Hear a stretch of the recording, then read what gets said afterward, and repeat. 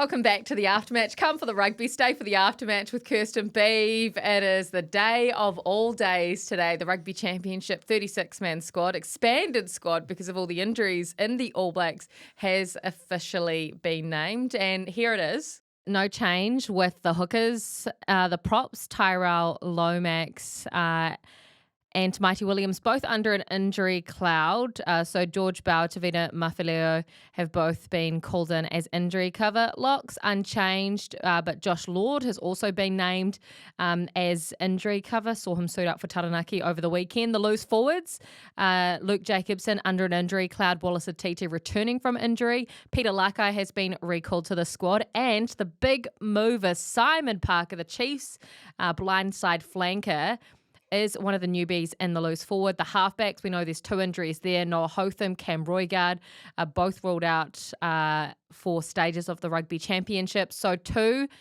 faces. Kyle Preston, for the first time we're seeing in the All Blacks environment, a massive shift from him for the Crusaders this year. And Finlay Christie from the outhouse to the black jersey once again. First five, still Bodie and Damien. The midfielders, 5 have been named, and Rieko Ioane has been named as an outside, not a midfielder. Caleb Clark injured at the moment. Amoni Narawa stays in the squad, not as injury cover this time. But Leroy Carter, the sevens player who's been on the circuit for the last 4 or 5 seasons, won a medal at the Commonwealth Games in Birmingham. He is one of the fastest players in New Zealand rugby. Razor checked that. He said that he's one of the fastest, and he's versatile. He can play in the centres, as we saw for Bay of Plenty on the weekend. He can play on the wing, and he can cover halfback as well. He has been named as injury cover, the local Tauranga Boys product, who in his first season of Super Rugby was mightily impressive. Exciting. So unbelievably fast. Scores tries for fun. Yeah, I mean, you said watch this space. Right from round one, he did a couple of beaut things. You mentioned it, scores tries. Yeah. You know, and talking to the great Jeff Wilson, is you back the hot hand when it comes to wingers. Yeah. But he just couldn't help but score tries. And he has a dynamic ability, which again I think suits the game. And you talk about how fast he is. We probably, outside of Rico, don't have anyone that's absolutely rapid. So it'd be good to have somebody else in the squad with that sort of pace. Simon Parker, big mover during Super Rugby. And again, big man, and you're a big fan of him during Super this year. Kept Sammy Penny-Finau on the bench for the Chiefs for the majority of the season, really. Yeah, absolutely. And Parker, you've just highlighted, he had a wonderful Super Rugby competition. But even more than that, Kirst, I think when you start to look at what we've seen from the All Blacks in the French series and the fact that we haven't still got the final answer to it, but the fact that they've decided that Tupou Vai, either through choice or necessity, was their number 6. What body shape is Tupou Vai compared to our other sixes? Well, he's a lot bigger. He's a big man. He's a lock by trade. What's Simon Parker? Big man. You mentioned it. He is, on maybe 6'5", 6'6", he'd be 120 clicks. And all of a sudden, is he the prototype that they wanted all along? Obviously injured when the first squad was selected, so who knows whether he would have been in that one. There was a bit of smoke that he possibly was well and truly on the radar. But I just think maybe with the Tupou Vai experiment that has been so successful, that they think we just need something similar, and that's their man. Really, really interesting and exciting. Such an exciting day. When was the last Taniwha All Black? Oh, there's a good offer. Technicality, you got me on offer there. Is he Who was it before then? Who was it? Well, I don't know if he's I think he's a true blue. Is he true blue? I think he's a true blue Aucklander. Yeah, I would have thought so. But he does play for them. Who would it have been? It'd have to be the Rene Ranger, wouldn't it? It would have been. Yes, the pride of the North. The pride of Northland. Absolutely. He loves it. The injury crisis at halfback, 2 halfbacks out. So in comes Kyle Preston from the Crusaders and the Wellington Lions. This guy didn't have a Super Rugby contract at the start of the season. No, he started very impressively. What was it, almost a hat-trick? Hat-trick in the first game. In the first game, and I think from then on, when you start doing things like that, you're obviously going to be a person of interest, I would imagine, to the All Black selectors. It sounds like he's a suspect. He was a suspect for number 9 jersey, wasn't he? But and the other thing that is very noticeable with Kyle Preston's game is his booming boot, both feet. It's probably, if you were brutally honest, it's probably the weaknesses of all our top halfbacks is when you compare it to their other parts of the game, the box kick is something that they've probably all got to sharpen up on. But Preston, outstanding box kick. He's a running threat, as you've seen. He has great support lines, which, if you've seen his multiple of tries this year in Super Rugby were a lot doing the support lines, which Cortez Ratama is also outstanding at. So, no, I guess this has potentially been one of those that's been a little bit signposted that he would be at some stage an All Black and a bolter at that. He ticks all the boxes when it comes to box kicking, support lines, etc., etc. What boxes does Finlay Christie tick in your eyes? You've always been a big fan and a big advocate of Finlay. Well, I have been, just because he is a contrast to everything else in New Zealand rugby. He's more of an organiser, more of a defensive 9, more of, I guess, a leader and a tactical sort of number 9. He's going to help run the show. He's got experience. All that comes with experience. And I guess why I've always thought you need him in the mix and we can't discard him is the fact is we've now got the situation. We have got big tests coming up, Argentina, the Springboks. These are monster test matches. And all of a sudden, we're without Cam Roigard, without Noah. So you've got Cortez Ratama, and then who? Then you've got a whole lot of young guys yet to be proven. To be fair, probably not proven even at Super Rugby. They've had bits and pieces at Super Rugby. So Finlay Christie just has to be in there, and he will be wearing a jersey on game day, I'd have thought. Oh, I'm just wondering how that conversation went down. He hasn't been seen in the All Blacks since the July test last year. Do you think after that he was told, you're not in our thinking? Or what's the conversation been like a year later for a recall? Yeah, well, speaking from experience, there does come the time where you get told you're not in the thinking. And, that's when guys start looking overseas when they see that the black jersey dream is over. So I hope he wasn't told that. I hope he was told just to go away. Because you'd be salty. You'd be upset about it if you were. Well, you wouldn't be still here, I wouldn't have thought, if you're a that level player. So, yep, Finlay Christie, it'll be wonderful to see him back out there. And he must be looking at it like now it's a golden opportunity. Like, I have to be used. They didn't necessarily want me, but now they have to have me. And now it's an opportunity. And what if he plays through the roof? Force the hand, much like Sam Cane did last year. Yeah, but they need you in that team. Not necessarily wanted, but needed. And that's where now Finlay Christie fits. And I wish him all the best. He's a great competitor and wonderful that he's still in the country. Was there any thought, do you think, on bringing Aaron Smith, the greatest All Blacks halfback of all time, who was with them in Hamilton a week ago? Was there any thought about getting an exemption and bringing this guy in to add a bit of experience? Well, I'd have imagined there was, simply because he was in their face. I'm here. And he was fit as. Did you see him running around at training? You couldn't imagine him never being not fit. He's obviously still playing in Japan at the Toyota Club under Hansen and Foster. Yeah, but some that go to Japan, just let themselves go a bit. Oh, too much karaage. I'm not looking at you, Beav. Well, the fried chicken can get you. It's the 7-Eleven. The $7 chicken. I don't know what they do with their chicken over there. It's quite good for you, though, apparently. But, yeah, I'm sure in a world where they had open Slava, then Aaron Smith would have been in the conversation. But I guess after all the hoo-ha last year about picking this guy and that guy from overseas, the fact that seems to be resolved and gone quiet, I don't think that could have happened. It wouldn't have been allowed. It wouldn't have been allowed, but certainly Aaron Smith would have come into consideration. There's a crisis. All things being equal. It's not like everyone's available and you're trying to pull a guy in. There's a crisis. Yeah, but it's an opportunity now to blood someone that if this crisis happens again in 2 years' time at the World Cup, then, you've got 4 or 5 halfbacks floating around New Zealand who have played international rugby. Okay, well, that's the squad announcement for the All Blacks, which is exciting because we've got a massive calendar coming up. Of course, the rise to world number 1 continues sitting behind South Africa, but 2 tests against Argentina, 2 against South Africa in New Zealand, and then the back-to-back against Australia there and then back over here. It is going to be big. This was also big last week. The Black Magic iconic Yes. moment. We gave you 2 moments or 2 teams. 1996, they beat South Africa in South Africa for the first time on tour, or in the series, I should say. And the 2015 team of greats that won back-to-back World Cups and were basically unbeaten over the course of 3 or 4 years. 4 years, yeah. What did you say? Their winning record was about 93%. It was over 90s. I think they dropped 4 tests or 3 tests between the 2 World Cups. Quite phenomenal. Wonderful engagement. Phenomenal engagement from all of you telling us which team was more iconic. And I reckon, like, looking at this list, Beav, the 2011 to 2015 All Blacks era is the greatest in rugby history. That's coming from Matthew. That's tough to argue with, Matthew. Considering the results, considering the players, considering, as we've said, if there's an all-time 15, who's a big contributor? It's that team. But then you get a message like this from DSS, Triple F, Triple D, SS, Triple 3. I'd say the 95 team would beat them both. Just lost to South Africa in overtime in the finals, or members in the squad sick during the game. One of the most underrated performances in rugby history. Well, that's from GDSS. I'll get lost on it. So 3. You did right.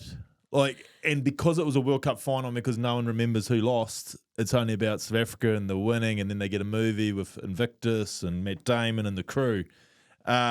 It is one of the greatest performances considering, and I mean, it's not sour grapes to talk about it, but whatever happened in that days leading up, there were literally the majority of the squad were violently ill.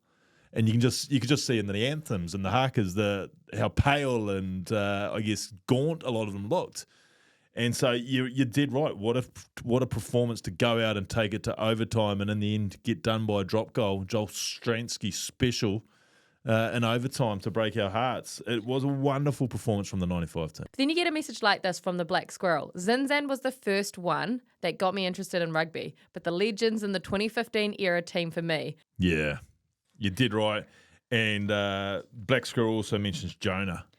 He was so influential that one of the most influential people in the world, Murdoch, started a competition after watching him. That's what I always say. Like, every rugby player that's getting a paycheck from rugby since and to this day has got to always be forever grateful to Jonah. And because obviously that message there from Black Squirrel highlights it. Yes, for those that don't know, yes, the game was probably always going to go that way.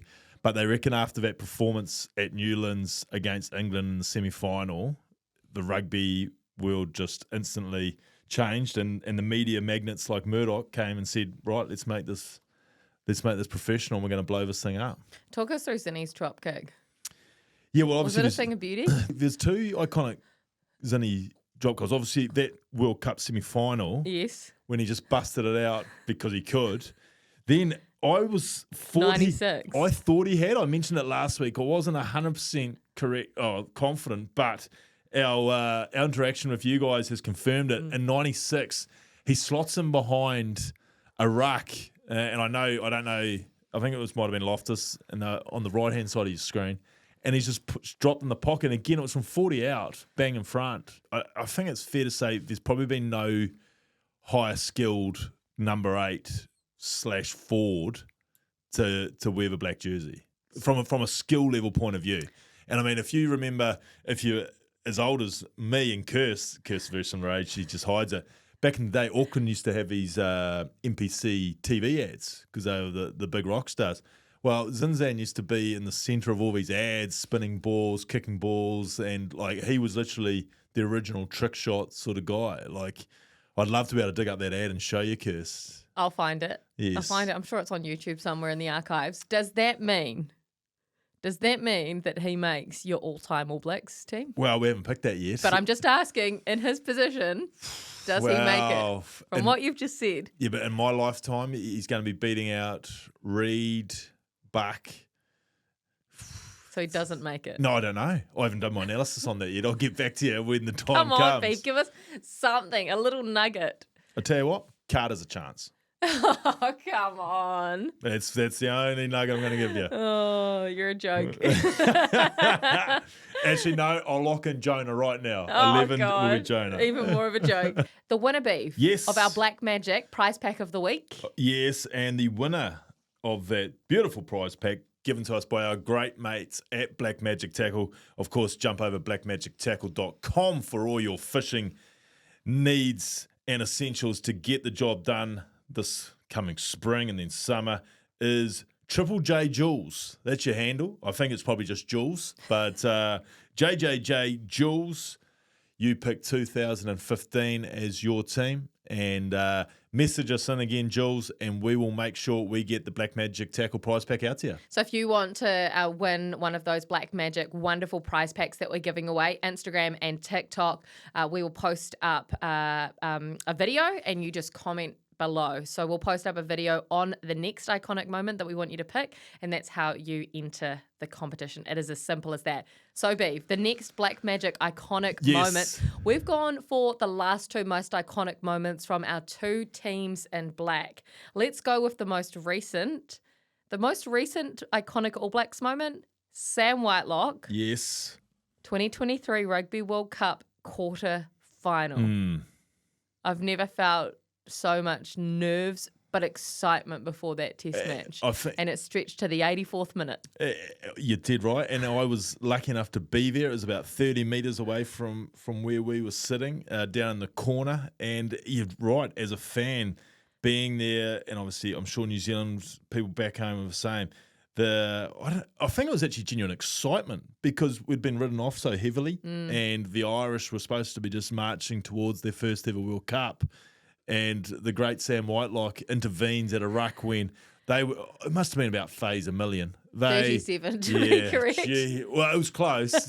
Geez, they had some ball and they were hammering away. And Ireland... How we got out of there alive is still phenomenal. Ireland's probably the best team I've ever seen at retention of the ball. They are so well in tune, so system-driven that there's always cleaners, there's always ball carriers, and they're just so in tune. So that you factor that in. The moments to get a steal like that are very small. And, it's not usually Sam Whitelock's go. I mean, at his age, respectfully, he would have been mid-30s. He's about 6'7". He's a monster of a man. He's not Sam Cane, low to the ground, ready to do it, or an Artie whose bread and butter is that. So what a moment that was, and what a moment to be a Kiwi. That was iconic. The other iconic moment from our team in black, yes, the Black Ferns, to win the Women's Rugby World Cup final in New Zealand at a sold-out Eden Park against the team, much like Ireland. That was Ireland's bread and butter, England's bread and butter. Line-out drive. Line-out drive tries. 5 out. No one defended a line-out drive against England in, I think, about a million years. Yes. But the Black Ferns did. What'd they do? They competed. And I think, again, the 84th minute. Yeah, I must. The bravery. I must admit, I was at the ground and I did say to the person next to me, 5 metre drive. Here we go. Unstoppable, that team. Yeah. Until that moment. Jonah Nanwu goes up. The hand of God. Steals it. And forever will be in Black Ferns in New Zealand history. So what for you is the more iconic Black Magic moment? Sam Whitelock's steal against Ireland to beat that team. It was to beat that team. It wasn't just to make it through to the semi-finals of the World Cup, beating that team after everything that had been said and done. Or Jonah Nanwu's hand of God for the Black Ferns to win the Women's World Cup. Topical. Very topical considering we're about to go. We're close. And tell you what, speaking of topical and the Black Ferns, my girls, the girls that I coach, my under sixes from Waiuku, we're having an afternoon with them on Wednesday before our game. How'd you get that? Don't know. We've been selected. You can pull some strings, can't you? We've been selected. Oh, come on. This is selected. Like coach picking their daughter once again. Like Andy Farrell picking on Farrell and the Lions. And somehow you've got the Black Ferns to come along to live in her team. No, there's 3 or 4 teams going to be there, I think, and they're doing a good promotional afternoon with the young girls who want to aspire to be them. So I'm looking forward to it. Oh, good on you. Well, I hope we see Liv there in another 15 years' time. She can be the next Braxton Sorensen McGee. Not sure if she will be. More maybe a Ruhe. Sure, she's a Ruhe. Yeah, a bit of a ball player. Oh, nice. Nice, Liv. Well, looking forward to hearing about that. And make sure you comment below who you think should win that Black Magic most iconic moment in black. Most recent iconic moment for you. Sam Whitelock or Jonah Nanwu. We want to hear from you. Tough field. That is incredibly tough. I'm looking forward to seeing how that one goes. The Lions. Yes. They won the series, Beav. Did they win the war? I don't know if they did. I think the Wallabies won the fans. Won the hearts. They won the rugby public. There's the funniest comments going around. Let me read you a couple. There's one saying, "Are we the best team in the world now, Wallabies?"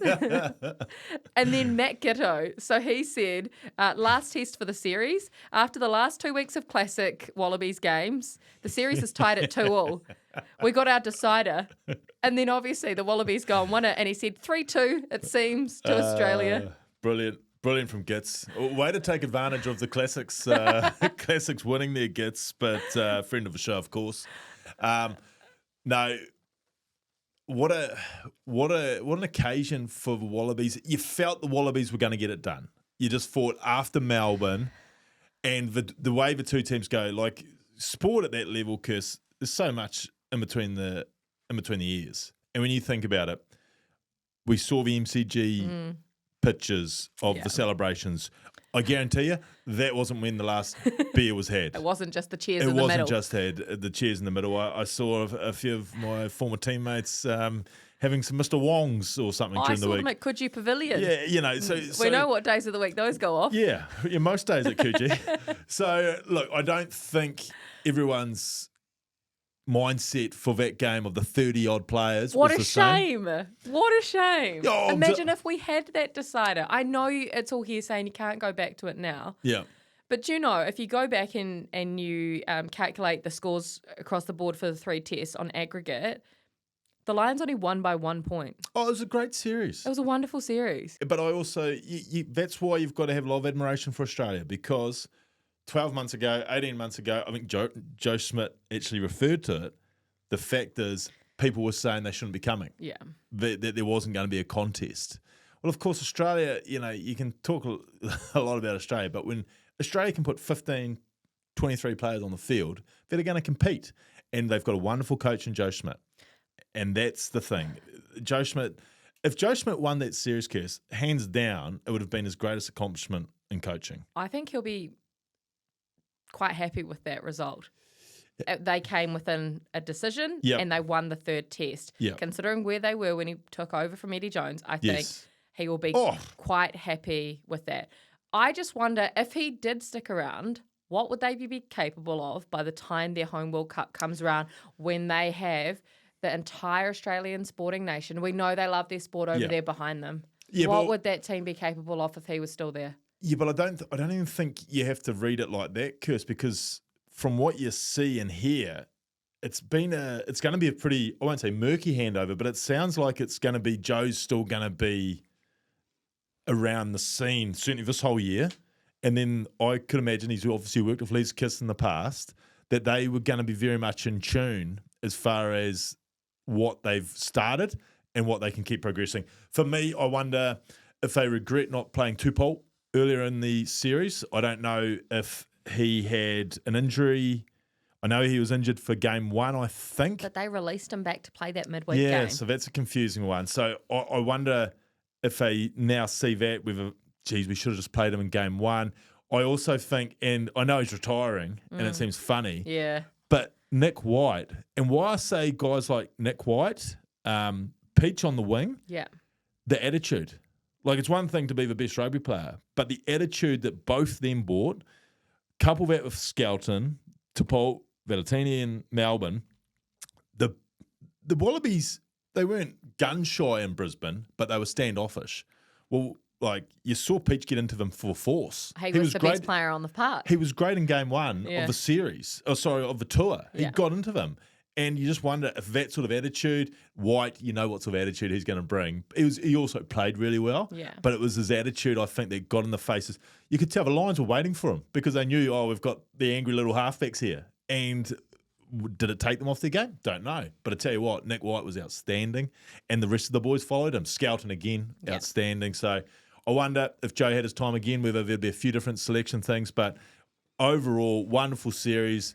Love seeing Australia get back to being very, very competitive on the big stage. There's no doubt that they're going to have to be better again. I sounded like Graham. You Sir sounded Graham like then. Ted. Better, and they'll be white hot over there when they go to South Africa. But that's going to more please. That's going to be Stephen. That's going to be another level up for them. I think it's going to be a bigger test for them in Joburg. So great grounding, but now we see probably the real Wallabies going up against the fully loaded Springboks in Africa. Who's your best player from it? Who was yours? Well, Will Skelton obviously stood out. So you're giving the... I'm not giving him the we'll player call it of the the Ian series. McGeechan medal. It's the first Lions legend I could think of. The Ian McGeechan medal. He helped. I remember from the losing scene. He was significant. What could have been if he played that first test 100%. with Valentini and all these others? What could have been? They might not have needed the third. I'm gonna have to give out 2 medals. Because you can't go to the losing team. No, can't go to a losing team in a series. So the Ian McGeechan inaugural medal, my old Bath coach, so Geech won't mind, but his name's now on the medal for the aftermatch. Don't charge me, Geech, you've made enough. Finn Russell. Yeah, look, I question that decision. I feel like you're only saying that because you picked him to be World Rugby's Player of the Year, him and Artie going head to head. Yes. So that's why you've picked him for this series victory. I'm going Finn Russell because Finn Russell's not there. The series isn't the same. He was the difference. I still believe he was the difference between the two teams. And yes, they didn't win game 3, but if he's not there in game 2, they don't come back and win in Melbourne. And he certainly had his fingerprints over all the points in Brisbane. And the other one was Captain Incredible. Right. He makes a World 15 right now, walks into it. Yeah, who's the other lock next to him? Probably Big Evan. Yeah, has to be. Two best locks in the world. But yeah, right Finn now. Russell and Itoje, they walk away with the Ian McGeechan medal. Joseph Suaalii. I know we've talked about him so much this year, Beav, on the podcast, but that's because he warrants it. He turned 22 3 days ago. 22. He's played 8 test matches for Australia now in total and only 7 Super Rugby games. That is 15 games of rugby in the last, 5 years? Come 2027 World Cup, we were both in Paris. He's Dupont. He's Dupont. He's Dupont. He's Dupont from a marketing point of view, but he will be Dupont from a rugby level point of view. But what did this series show? Like, it showed that, obviously, everything you've just said. He is a super talent when his couple of moments with the ball. You think about the try that he set up for Wright in in Melbourne. You think about Peach's try, just the little touches. He's got it all. He's not just a runner. He's got the ability to set up the outsides. What the series showed that we're still only if this is 100% for Joseph, I still think he's only scratching. Not even 50% of that potential. Like there were times there that he was unsure on defence. And the Lions picked him off a little bit in Brisbane and in Melbourne. Well, that's just time. We've always talked about centre being the toughest place on the rugby field to defend. Once he gets that sorted and gets more comfortable there, then instantly he goes to there.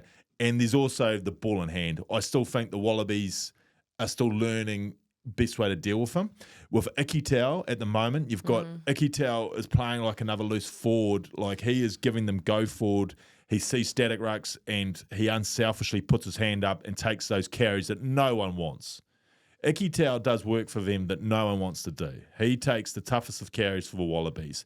But what I'm saying is with Suaalii's development, once Ikitau and Suaalii start really forming that partnership and we can start using Ikitau in a way that's not just a battering ram, that's when the Wallabies will get some real benefit out of both of them, I think, because Ikitau is a really talented, skilled footballer. And if he can start freeing up Joseph Suaalii as a combination even more, then that's a scary prospect. Love seeing that guy. Yeah, Love seeing the growth in him and just his moments. You want to watch the moments that he's involved Absolutely. in. You wait for them because you know that they are coming. NPC is back, Beat, the best competition in the world. It really is. You were shocking with your predictions, by the way. Because it's a great competition. You Counties just can't pick them. Manawatu, though. You selected Manawatu. That's the only one of the few results you got right. And the more I look at Manawatu, the more I think they should go right. What do you mean all right? No, well, they've won 3 games in the last 3 years. They've already won 1. I think they should win 4 or 5 this year. When you've got Brett Cameron at 10, Viljoen at 9, Yossé at 8, Lau Mapi's running around. You know, there are some quality footballers there. TK's there too. Harden. So there's some quality footballers there. But as I've always said, at this level, a good 10, like a proper 10, should be able to get some results for his team. That's what Brett Cameron is. So Manawatu, not surprising. But I was just really impressed with the endeavour. Teams like Taranaki, we know with Barnesy, very positive coach.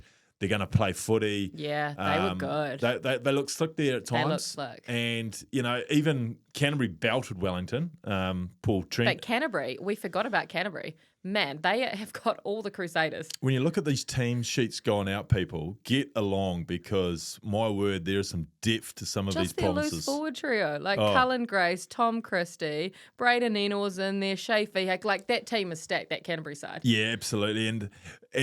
But both teams, I really enjoyed the spectacle that was the Canterbury-Wellington game. Both teams had real, again, endeavour to use the ball.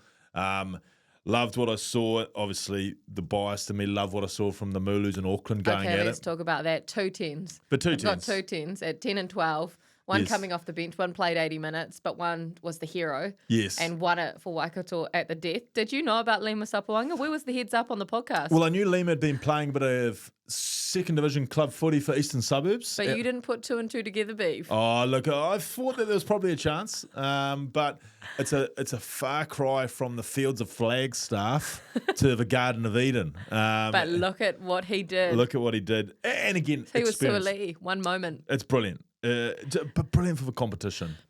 I'll tell you what. Who's the guy that came off the bench? The Sevens guy? Cook Savage. Cook Savage, man. For the last couple of years in the NPC, he's had a massive impact for Waikato. Supplier Cook Savage. The reason why I'm going grey is because I had a couple of years with him a few years ago trying to teach him how to kick and make good decisions. So, no, Teeps is a hugely talented footballer. Fullback, 10, anywhere in the back line. He's one of these guys. Why does he not have a Super Rugby contract? He's one of these guys, I think, that has so much skill, his imagination sometimes gets ahead of him. And like he sees something and goes, right, I'm going to play it. Sometimes it doesn't execute it. Sometimes it backfires. But he's such a talent. And as I said, he's got so much skills. His imagination on the field is great. And you just hope that he can just nurture that. And yes, he could be someone like a Leroy Carter that comes from the Sevens program and excels at Super Rugby level. He's not a big man. He's small. He is small, but he's got feet, he's got pace, and he's got the skill set, as I said. Back to Lima. Yep. Running around on the fields of Flagstaff, and he got picked up on this $1 deal. That's what everybody's been saying. The $1 deal. What's this $1 deal mean? Oh, Did they literally pay him $1? No, don't worry. You don't have to get the baked beans and tin fruit out for Lima. I'm sure he's... No, it was the mussels from Pekingese. From Pekingese. And the hella sausages. But essentially what it means is, and it certainly was in the past, and signed a couple in my time too, is you sign the dollar with your province, and that obviously locks you in to be able to play NPC for them. However, the $1 contract, if something was to pop up elsewhere outside of New Zealand, then that essentially means that you're not being tied to anything and you're probably free to go. That's interesting because probably a lot of people would think, oh, maybe he's back and he's going to play Super Rugby. The Highlanders would love to have him. They would love to have him. Moana Pacifica with his connection to the Pacific Islands, and he played for Samoa at Yes, the he did. last Rugby World Cup. Correct. How did he end up at Waikato? What's the relationship there? When they already had Aaron Cruden and other 10s as well, how did that happen? Did he say, I'm available? Did Floss ring him? No, I'm unsure. I would suggest, I don't know Lima's family situation, but maybe there's connections there. Oh, Wellington, though. Yeah, I don't know. Well, I It's don't interesting. know. Have you been to Hamilton in winter? Horrible. It's a lovely place to reside. Oh, it's not Mount Maunganui, Beav. It's a lovely place to reside. So maybe Lima just thought, right, I'm going to go live in Hamilton. So he's gone from the bright lights of Tokyo, is it? To Yeah, he was in Hamilton. Tokyo, The yeah. bright lights of Hamilton. Victoria Street gets the best of us. It was the Cass that really turned him, the Cass there. Beav, something fascinating from social media. We will Yes. do our predictions for the NPC, by the way, which I gave Beav a hiding. 6-3, plus I picked the Wallabies 1-12. You went 13+, so I went 7-3 on that round. But Be anyway, braver. you be brave. I picked my teams and they came through. You were so confident with Tasman, and everyone else that you picked, counties. This is true. Wellington. I'll be going them again. Good luck to you.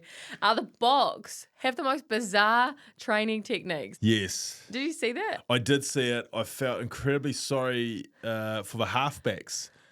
so if you haven't seen it, and we'll try and get the clip up to give you some context, is the boys were in the middle of a group, and you literally just had to hold on to the ball. And so guys were coming and having turns at trying to rip it off you. So just envision a 5'3", 65-kilogram halfback having Big Eben come at you. Oh, and not Faf, was it? And no, it wasn't Faf. It was one of the other boys there, and they didn't muck around. Like, they were going full noise on it. Furry, the boy that played hooker, who's a flanker in the World Cup final, he was savaging some guy. It was brutal. So it did give me some flashbacks. I have myself been coached by South African and former Springbok coaches in the past.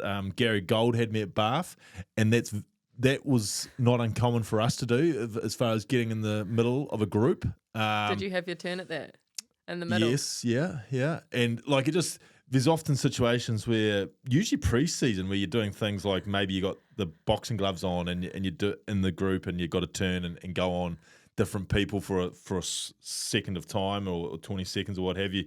But if I had to go for the most traumatic, and because I was thinking about the trauma that was going through that poor halfback's head when he had Eben trying to rip the ball off him, as far as trauma goes, internal trauma this is, I came back to the Chiefs first pre-season with them in 2016 under Dave Rennie. I knew that they worked hard and that they were all about hard work, and I was happy with that. But to end my first week there on a Friday afternoon, we went to Te Rapa Pools, the big aquatic centre in Hamilton, thinking for a nice recovery session. Just a jogging. Just a wee bit of a jog, water jog. Jogging. Put on the aqua belts. No. Jumped in the dive pool, and you got into your mini groups, so you might have been 6 or 7, and you were given about 4 or 5 floating devices. And so it seemed like a bit of fun and games to start with. And, sort of you're in there, and Ren's like, yep. And the trainer, Phil, he's saying, yep, just use those amongst each other, keep yourself afloat, keep in your mini teams. And, 15 minutes goes past. And you're still in the deep end. You can't touch the bottom. Well, it's a dive pool. It's well over your head. And for someone who's not a natural swimmer, you're looking at the clock going, oh, yeah, must be going 15, 20 minutes. He must call it at 20 minutes. Must be 5 o'clock knockoff soon here, Rens. And then they would start pulling bits of the apparatuses out. So suddenly you were down to 2 or 3 things that you had to float on. So suddenly you got 7 or 8 guys who, rugby players traditionally, not great swimmers. So there's a lot of people. Heavy as well, so you can sink. So you're starting to get past 20 minutes and you're starting to fight and scramble for the different floating devices. It got out to 45 minutes.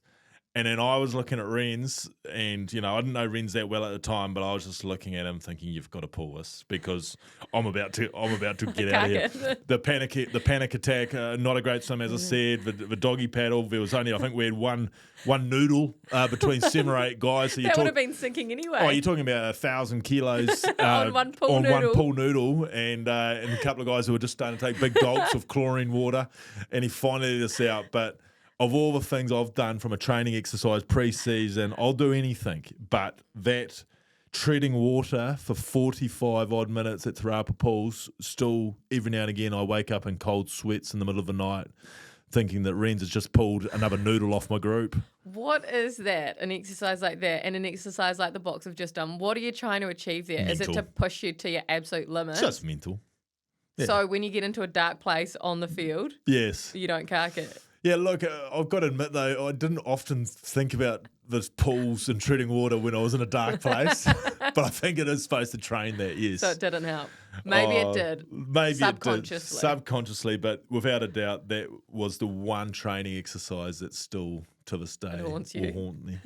And Rens knew. I think Rens was looking down and thinking, this is quite fun. Well, let's see how long this old guy can go before he waves a white flag. So it was you that he was waiting for. I don't know. But 45 minutes is quite impressive, to be fair. It was ridiculous. That's really impressive. Especially on a long Friday. It's been a big week. I did my lifeguarding certificate in America, and we had to tread water for 12 minutes.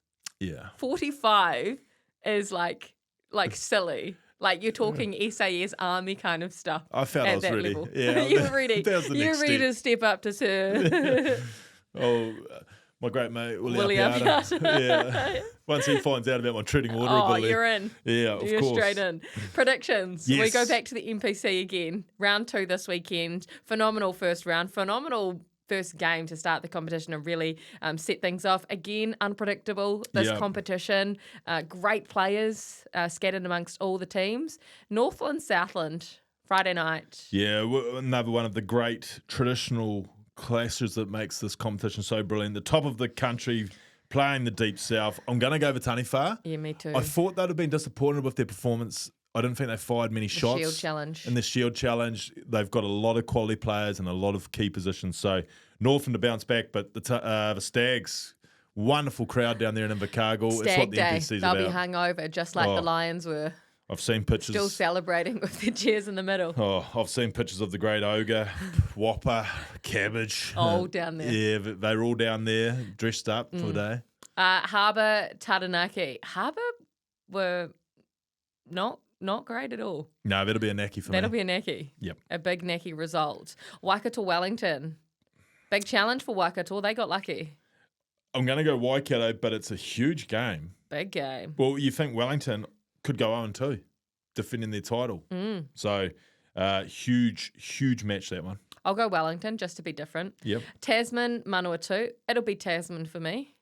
Yeah, it will be Tasman, but based on nothing.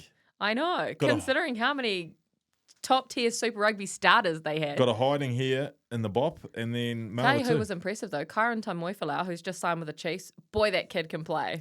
Yeah, who saw that one coming? Signing with the Chiefs. To be fullback next year, you'd imagine.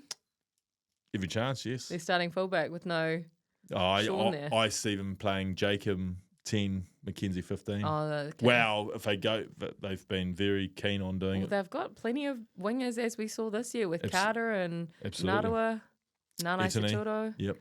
So, good signing for them anyway. Canterbury, Auckland. The absolute traditional clash. Poor Batesy could also go 0-2 to start his tenure as head coach Shout of out to the Batesy. True Blues. Yeah, two of my mates. It'll be Canterbury for me. Two of my mates are really feeling what coaching's all about. Trent Renata at Wellington and Batesy at Auckland. The two big dogs as well. Pressure. Look, I'm going to send all my good wishes to Batesy, Auckland. Okay, counties Bay of Plenty. Yes, the battle of the aftermatch. You got to stick with your team at your favourite ground in the world. Yes, that tunnel. The Pookie Stadium will get the Steelers up. Dalton may or may not be there. Hoskins will be there. Yep, counties for me to beat an overconfident Bop after hearing Kirstie Stanway say the title's theirs. Counties Bay of Plenty at 2:00 on a Sunday. Bay of Plenty's game. That is Bay of Plenty. Otago Hawke's Bay. Late afternoon on Sunday. I was impressed with Hawke's Bay. Yeah, they're good. I'm going Hawke's Bay. Yeah, me too. So we differ twice. There you go. Enjoy the NPC. And enjoy your fishing if you get a chance. Use your Black Magic tackle gear and go win on the water.